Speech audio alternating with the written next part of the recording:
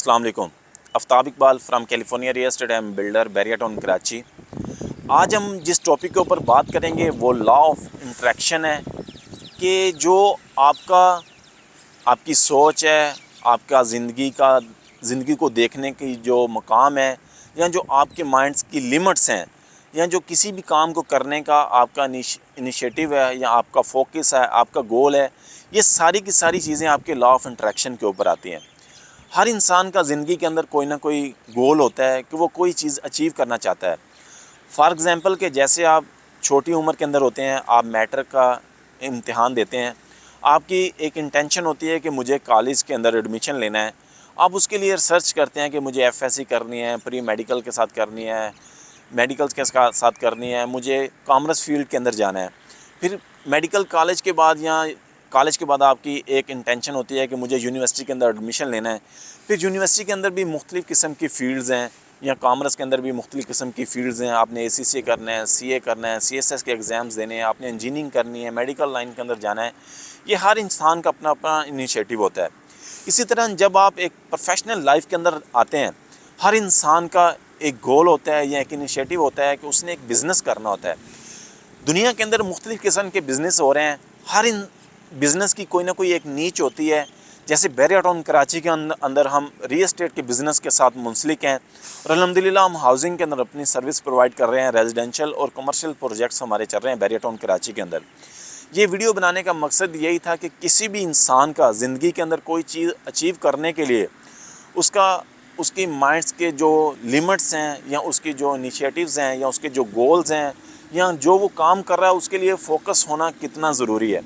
जब भी ज़िंदगी के अंदर आप एक डिसीजन लें या कोई आप बिज़नेस के बारे में सोचें, आप एक बड़े माइंडसेट के साथ सोचें कि इससे मेरी ज़ात को तो फ़ायदा होगा ही, इससे मेरे साथ जुड़े लोगों को, एक माशरे को, इस शहर को, इस मुल्क को, या पूरी दुनिया के अंदर जो 8 अरब के करीब आबादी है, जो मैं बिज़नेस कर रहा हूँ या जो मैं प्रोडक्ट क्रिएट कर रहा हूँ, इससे पूरी दुनिया को क्या फ़ायदा हो सकता है।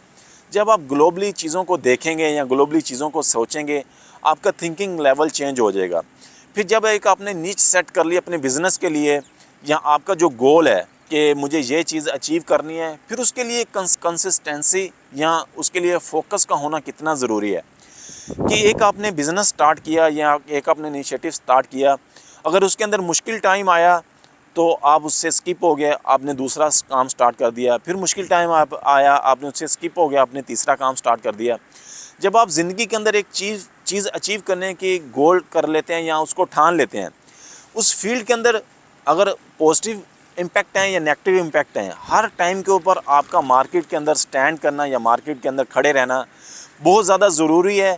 कि किस तरह से आप उस मार्केट के अंदर या उस बिज़नेस के अंदर जो नेगेटिव इम्पैक्ट हैं उसको आप किस तरह से देखते हैं, या पॉजिटिव इम्पैक्ट हैं वो किस तरह से देखते हैं। अगर आप एक फोकस पर्सन होंगे, या आप कंसिस्टेंसी के साथ एक काम कर रहे होंगे, खा वो रियल एस्टेट का बिज़नेस है, खा वो कपड़ों से रिलेटेड बिज़नेस है, ई कामर्स का बिज़नेस है।